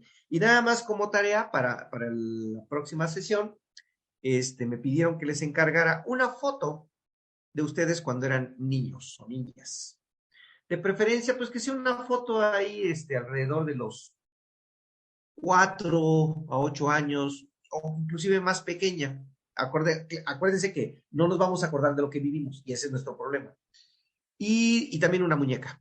La muñeca no sé si la van a usar en la sesión 2 o en la sesión 3, pero tengan una muñequita a la mano o plastilina para hacer su muñeca. Si no tengo fotos porque se quemaron en un incendio, porque me adoptaron y me enteré que era adoptado ya cuando era grande, lo que haya sido, a lo mejor tendrás que hacer algún dibujito de ti mismo o investigar cómo eras. El caso es que es importante que tengas una imagen de ese niño interior y no nada más un objeto que lo conceptualices acá. Necesitamos poderlo ver. Bueno, a grosso modo, yo sé que es un tema muy amplio y muy profundo. Ahora sí, preguntas. Yo me pongo a su servicio. Muchísimas gracias, Memo, por tu buena voluntad para hacer este servicio. Si te fuiste como Speedy González, la verdad es que viste un montón de temas en bien poquito tiempo. Muchísimas gracias. Entonces, de buena voluntad, compañeras, vamos a pasar a las preguntas y respuestas. Me pueden levantar por aquí sus manitas y mi compañera Bere, de buena voluntad, me va a apoyar con la lectura de las preguntas que estén en el chat. Entonces, vamos a ver. La primera manita que tenemos por aquí es de Celeste. Adelante, Celeste, con tu pregunta. Hola, no, la información sí me gusta, es fascinante, pero yo no siento como que este meeting fue como de Cora, siento como que fue una lectura en psicología como que se leyó un texto de todo el semestre muy rápido y yo siento como es muy diferente a un grupo normal de Cora. Es más psicología. Quisiera saber por qué es la razón o el punto de esto. Yo pienso existen como universidades y colegios para tener lecturas de este tipo. Y yo pensaba que los líderes no sé, no hacen eso. ¿Me podría calificar? Claro, con gusto. De hecho, creo que la respuesta la pudieran dar alguna de las compañeras. Yo no tengo inconveniente en dar la respuesta. No sé si quieran explicar la razón. Sí, de buena voluntad, Memo. Este fue un taller que se nos solicitó como en una junta de trabajo a las que las invitamos que entren de buena voluntad para que ustedes puedan enterarse de por qué se toman las decisiones que se toman. Recuerden que aquí las decisiones las tomamos por conciencia, no son impuestas. La conciencia de grupo pidió que de buena voluntad se solicitara un taller para que nos aclararan el tema de la niña interior, porque hay muchas compañeras que tienen dudas sobre qué es la niña interior, por qué es importante trabajar la niña interior, sin contar con que además sí se encuentra en nuestra literatura, está el tema de emparentamiento en el libro azul de Coda, que justamente tiene que ver con el trabajo del niño interior. Y además, también recuerden, tenemos una de nuestras tradiciones que justo nos dice que se puede pedir ayuda de profesionales ante temas que como CODA no manejemos. Pero de todas maneras, si hay alguna otra duda o Memo, si quieres de alguna manera contribuir más con la respuesta, adelante. Básicamente eso fue, y lo más interesante es que mi tema está resumido en esta hojita. Sí, es muy profundo y traté de ser lo más claro y coloquial para que se pudieran sentir identificadas y atraídas a este tema para que las siguientes 2 sesiones, los próximos 2 jueves, puedan trabajar este tema y sanar precisamente el niño interior. Gracias. Sí, se encuentra el tema del niño interior, etcétera, en toda psicología, incluyendo en CODA, y en los otros programas se habla de la idea, nomás que sentí como que eran todas las desórdenes que hemos conocido en la humanidad, de la historia de psicología, en un solo cuentazo. Pienso más simple, más corto, más compartir toda la gente sería, no sé, un poco mejor esa estructura. Es solo mi opinión y gracias por escucharme. Yo Gracias. ya que me estaba durmiendo varias veces, pero no era por el tema estaba bueno, me gustó la información, pero como que el lugar se hacía como completamente, no era tanto el tema del niño interior, era más todos los trastornos de psicología y como un curso de psicología. Era totalmente diferente para mí. Solo quería aprender de todas las personas. Muchas gracias. Gracias. Sí, de buena voluntad, Celeste.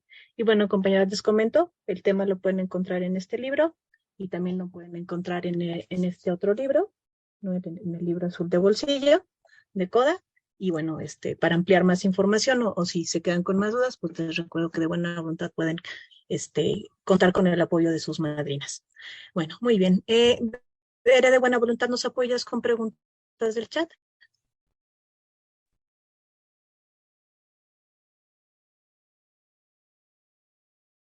No sé. No te escuchas, Bere. Karina S., ¿podría repetir el nombre de la última película, por favor? Ya, era la de Georgetown.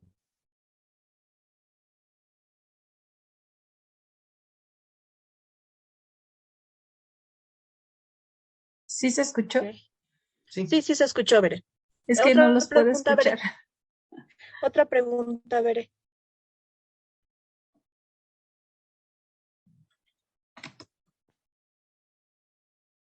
Si no, déjame. Olivia, de buena voluntad, ¿nos apoyas con las preguntas del chat? Tienes cerrado tu micro, Oli.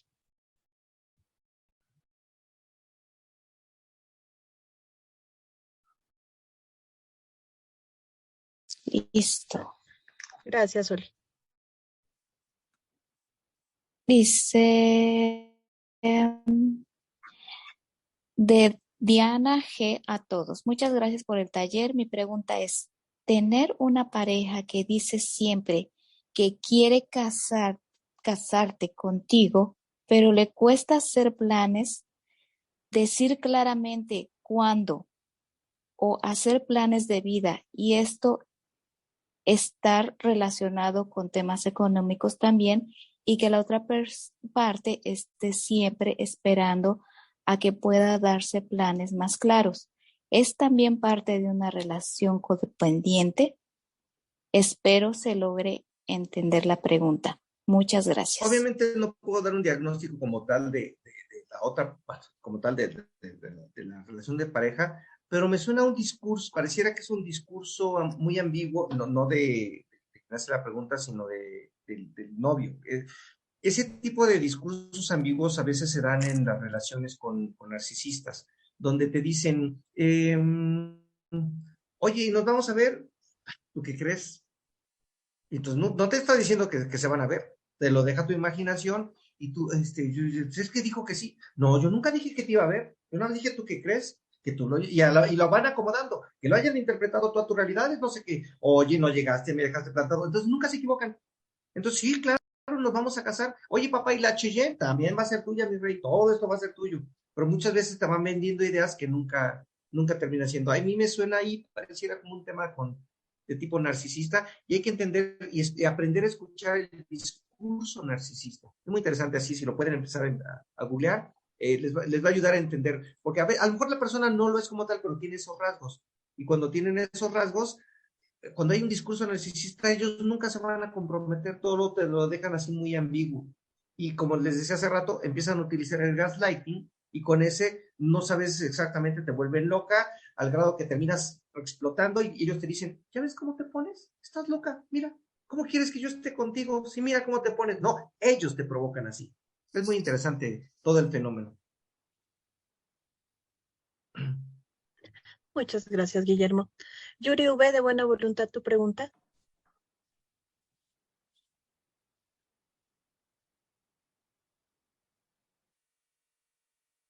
Yuri, de buena voluntad, tu pregunta. Ok, creo que ya no puede. Jessica, de buena voluntad, tu pregunta.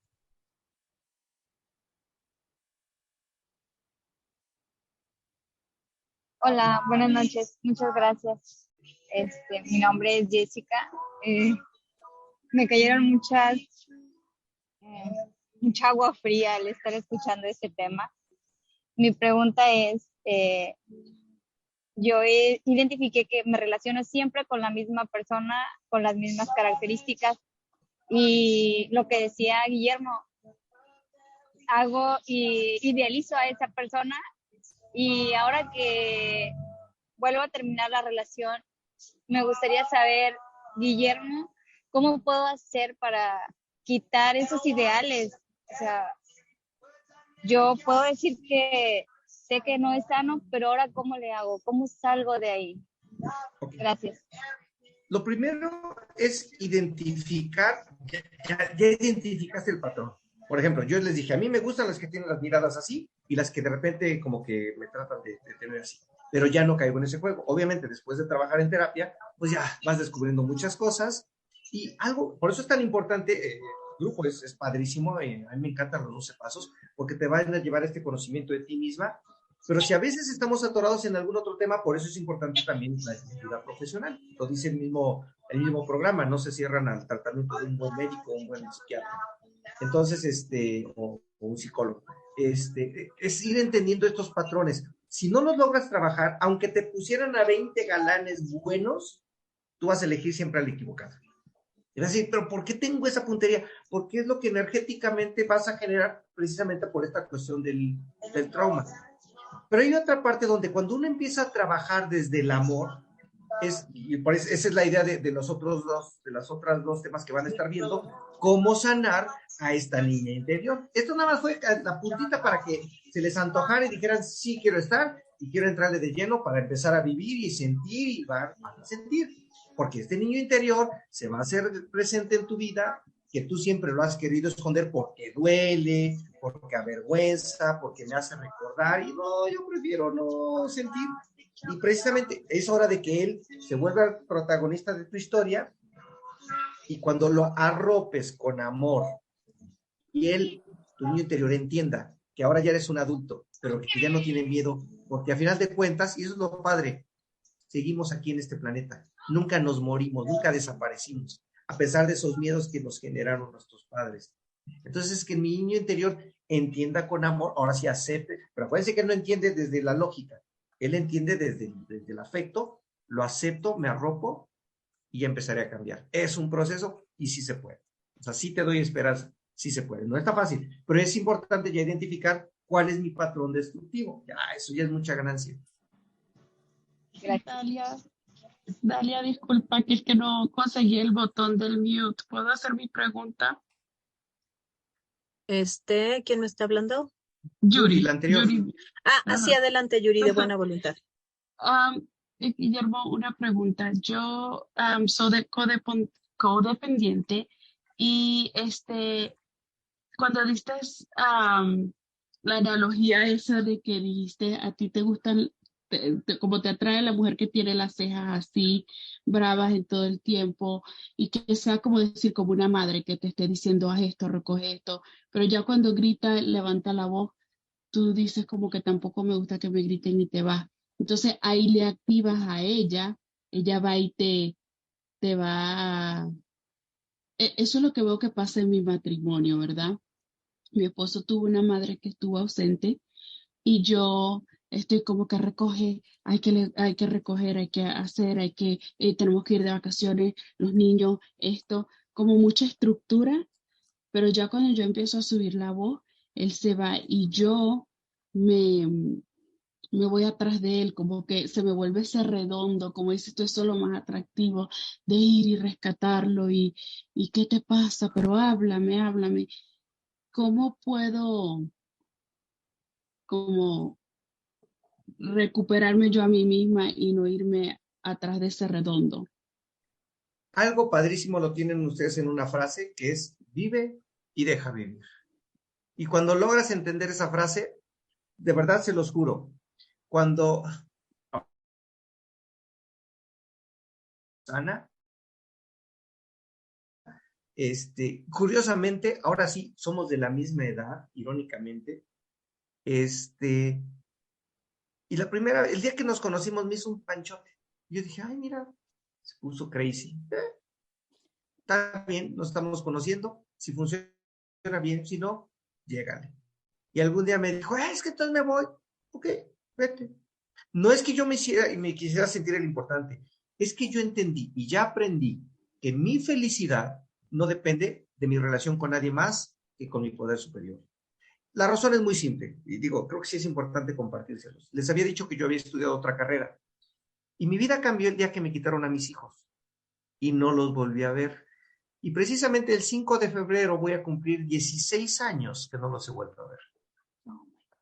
Entonces, fue una batalla legal, los vi al año siguiente, luego me los desaparecí, ¿okay? Al año siguiente los volví a ver, conviví 7 meses, me los volvieron a quitar, me los desaparecieron 2 años, de ahí los volví a ver año y medio, luego me los volvieron a quitar, y de esta última vez que ya me los quitaron, ya pasaron 16 años. ¿Duele? Claro que sí.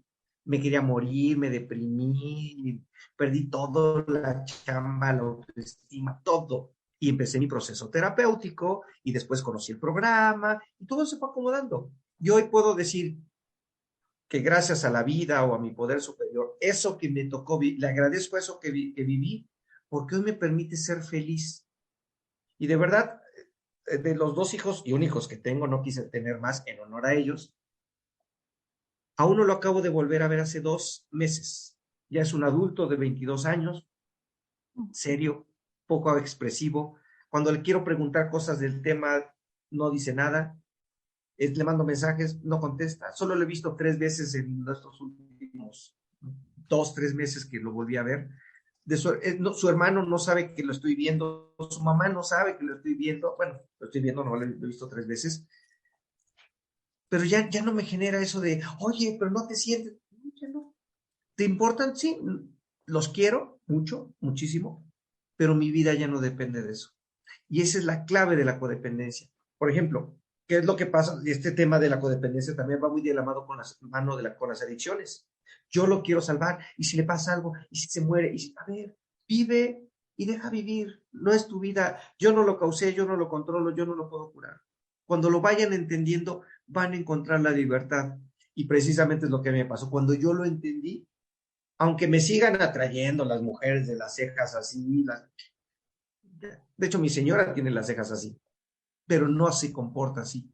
Y cuando lo intentó hacer desde su manipulación, dije, no, ¿sabes qué? Yo no, así no, ya no juego, porque ya no tengo miedo. Y eso es lo padre. A veces estas tragedias que nos tocan vivir nos enseñan tanto.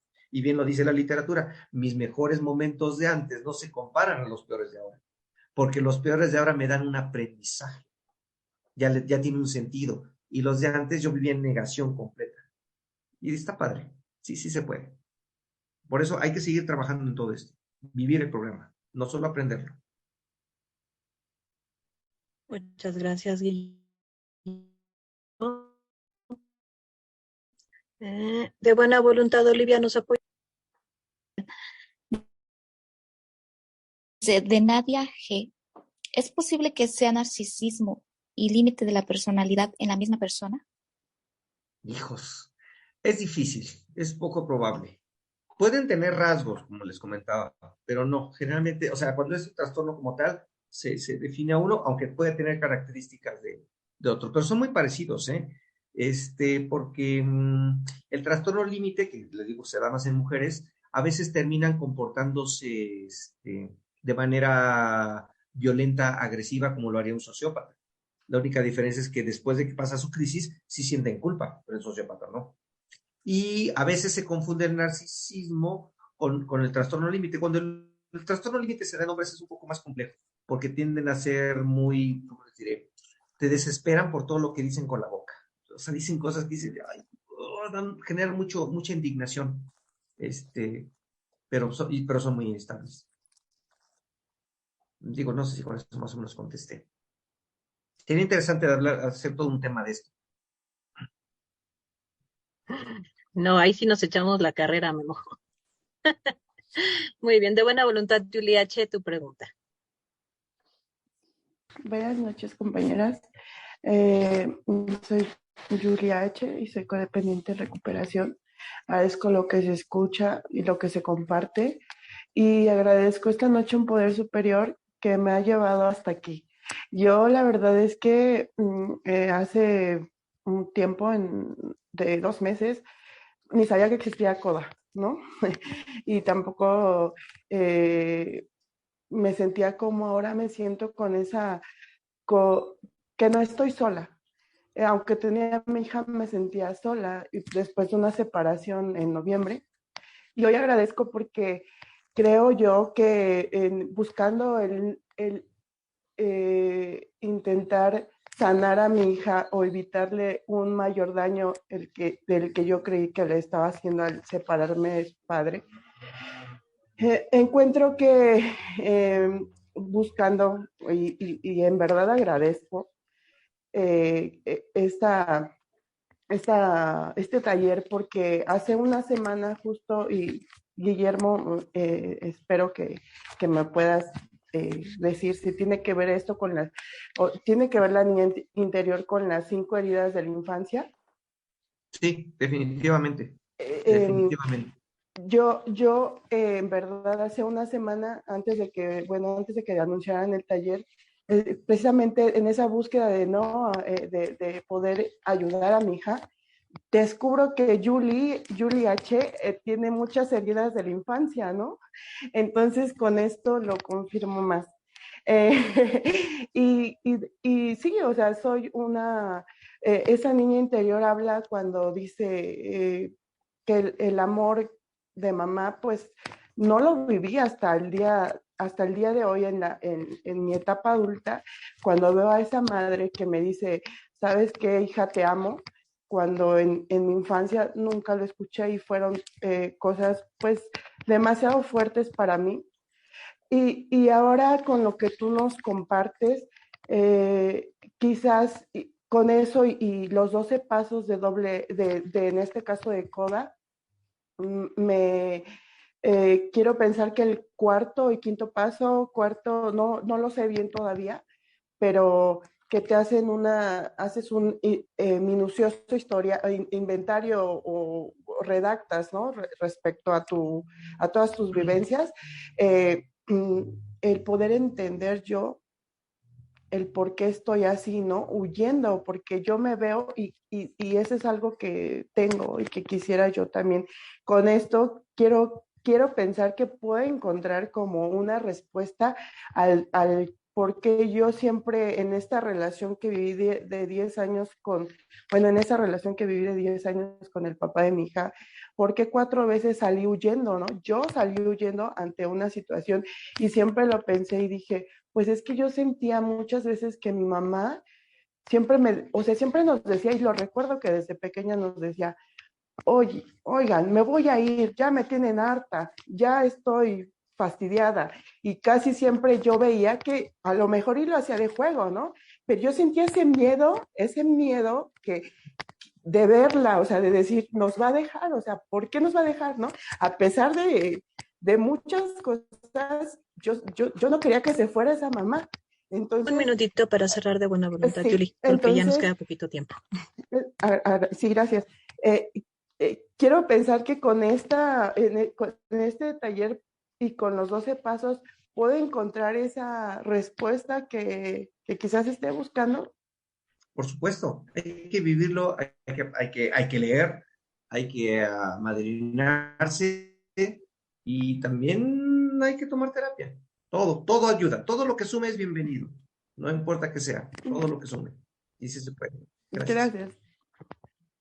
Muy bien, compañeras, una última pregunta. Pido una disculpa, aquellas preguntas que ya no se pudieron leer, pero bueno, ya nos gana el tiempo.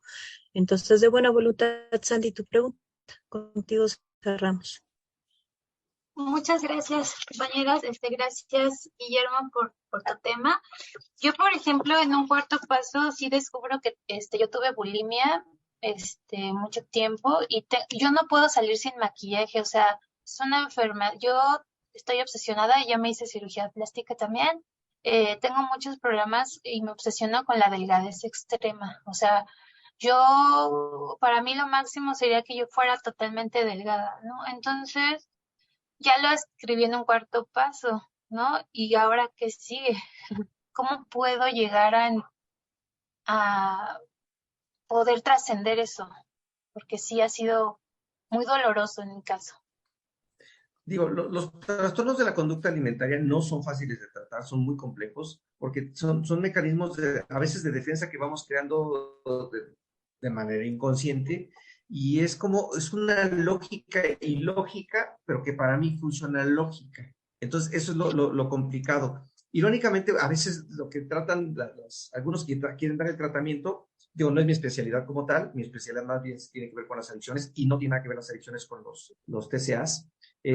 A veces tratan de buscar más control. Y lo irónico es que a veces el control de mis padres, con mi niño interior, fue lo que originó todo esto, esta necesidad de salirme de la realidad o la búsqueda de llamar la atención. A diferencia, por ejemplo, del caso que yo les comentaba, esta otra persona no quiere maquillarse porque no quiere que la vean. En tu caso es al revés. Hay una gran necesidad muy probablemente de llamar la atención. Y con este otro fenómeno también de los estándares de belleza. El por qué el ser delgada o por qué tener sobrepeso, esto es bueno o es malo. Y ya tiene que ver precisamente con esos años de la infancia, que es lo que va determinando. Para rápido, yo alguna vez yo no entendía por qué a mí me gustaban las mujeres exageradamente flacas, o sea, no delgadas, flacas. Porque como era tan tímido, siempre me gustaron las niñas. Y ya cuando era grande, claro, no soy pedófilo ni andaré con una niña, ni con una menor, ya estoy muy feliz en mi relación, pero era inconscientemente yo seguía buscando a alguien que físicamente se pareciera a esa niña, porque yo siempre quise andar con una niña. Entonces habría que determinar qué parte de mí quizá quiere buscar. Hay algo y eso lo van a... Está bien, ya lo empezaste a identificar. Entonces, espero que con las otras dos talleres se pueda, o charlas, se pueda solucionar parte de esto. Gracias. Gracias.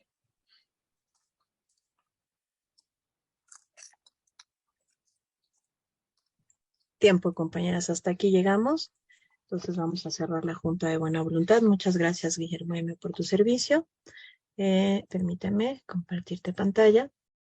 De buena voluntad, compañeras, quienes gusten abrir sus micrófonos para que le demos un aplauso a Guillermo por su servicio de buena voluntad. Y